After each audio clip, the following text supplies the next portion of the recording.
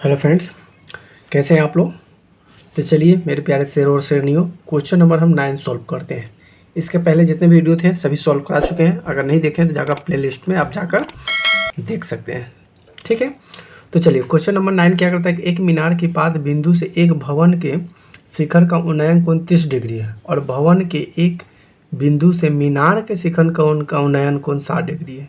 यदि मीनार 50 मीटर ऊंचा है तो भवन की ऊंचाई ज्ञात करना है। अच्छा, एक भवन है और एक मीनार है। मीनार से अगर भवन के नीचे देखता है तो कौन बना रहा है, और भवन से मीनार के नीचे देखता है तो कौन बना रहा है। दोनों स्थिति में दो कौन बना रहा है जो कि इस प्रकार है। तो चलिए इसको देखते हैं। तो ये रहा क्वेश्चन। पहले कहा कि देखिए एक भवन है और एक मीनार है। तो यहाँ जो 50 मीटर जो आपको दिखाई दे रहा है, 50 मीटर वाला, ये क्या है, मीनार है। ठीक है, और ये जो दिखाई दे रहा है ये भवन है। ठीक है, खासकर भवन भी अब बड़े बड़े इमारत की तरह होने लगे हैं, बनने लगे हैं। तो लेकिन ये भवन है। अब ये भवन क्या है, भवन से जब ऊपर से देख रहा है ना मीनार के नीचे वाले बिंदु पर, तो ये बना रहा है 30 डिग्री। लेकिन मीनार से जब भवन की तरफ देख रहा है नीचे, तो ये बना रहा है 60 डिग्री। तो हमें पूछा कि बताइए इसका ऊंचाई क्या है, यानी भवन की ऊंचाई। मीनार की ऊंचाई दे दिया है 50, भवन की ऊंचाई नहीं दिया, तो भवन की ऊंचाई हमें निकालना है। ठीक है, तो चलिए इसको निकालते कैसे वो भी देखते हैं। सबसे पहले इसमें दिया क्या है तो वो लिख लेते हैं। इसमें दिया है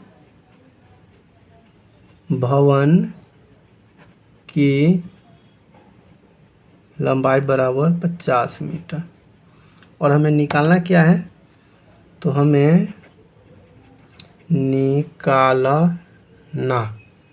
निकालना है, और सॉरी भवन को ना दिया, ये दिया मीनार। क्या दिया हुआ है, मीनार की लंबाई दिया हुआ है, सॉरी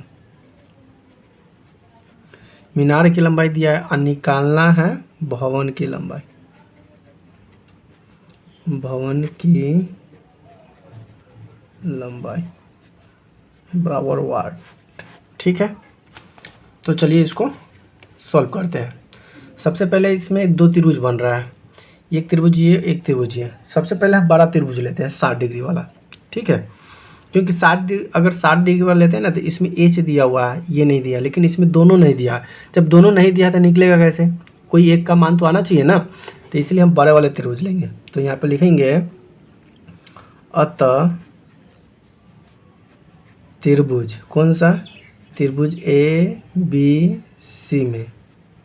तो ए बी सी में आपको क्या दिखाई दे रहा है, तो ए बी सी में अगर आप बात करें तो यहाँ पे लंब और यहाँ पे आधार। तो लंब बटा आधार किसका फॉर्मूला होता है, tan का।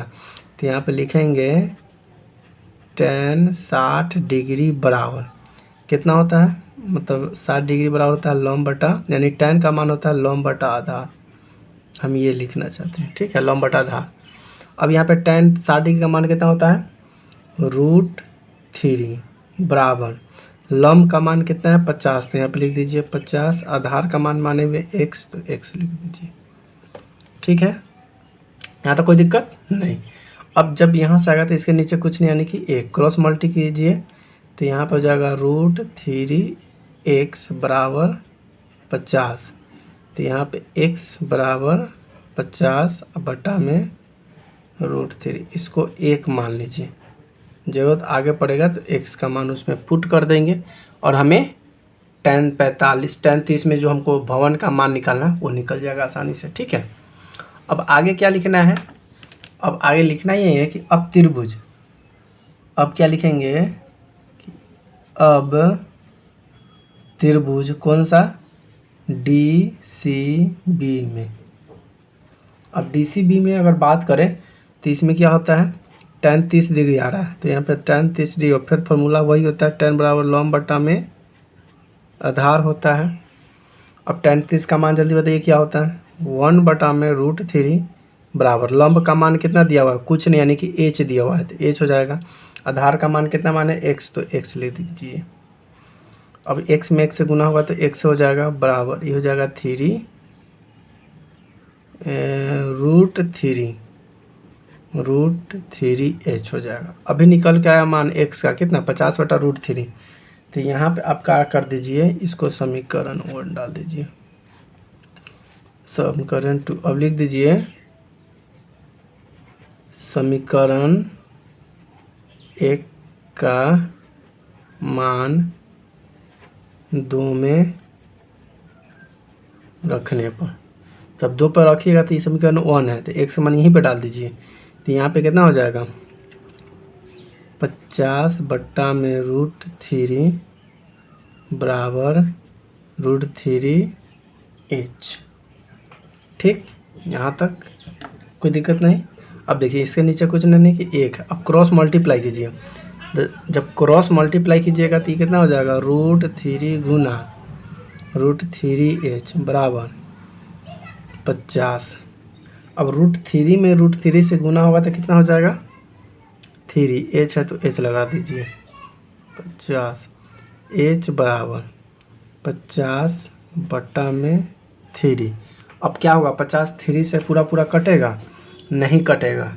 तो जब नहीं कटेगा तो दो तरह का आंसर आ सकता है, या तो पूर्णांक में आंसर आएगा या तो पॉइंट में आंसर आएगा।